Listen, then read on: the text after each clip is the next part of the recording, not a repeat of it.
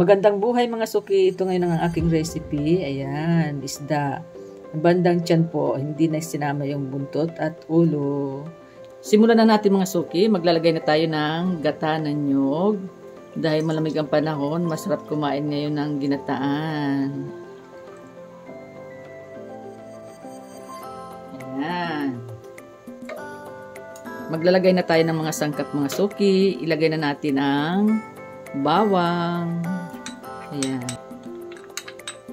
Ilagay na rin natin yung ating kamatis.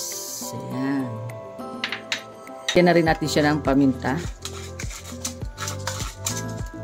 Haluin lang natin siya mga suki para hindi siya magbuo-buo yung ating gata. Ayan, medyo kumukulo na yung ating gata mga suki. Pwede na natin ilagay yung ating isda. Ayan.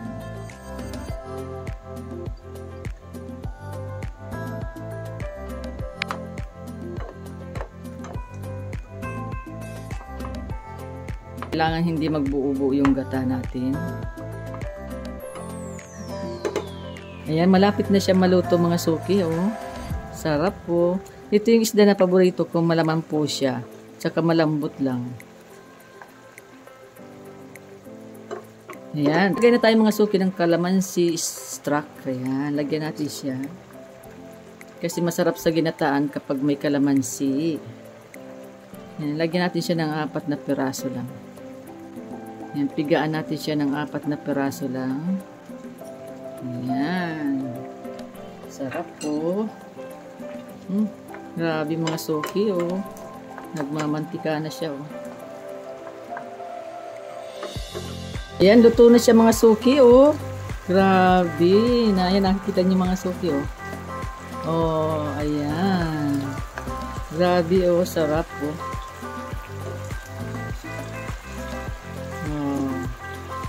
Ayan, pwede na natin ilagay mga suki yung ating piniritong talong. Ayan, pinirito ko muna yung talong bago natin siya ilagay dito dahil pag hindi po siya pinipirito, nalulusdak po siya, nadudurog. Oh, diba? Perfect. Sarap mga suki, oh. Simpleng recipe lang po yan. Ayan, siguradong mapapakain kayo ng marami nito kapag ganito po ang inyong recipe. Ayan, luto na siya mga suki. Ayan. Ayan, pwede na natin siyang ahonin mga suki. Sarap po. Naku, ito pa.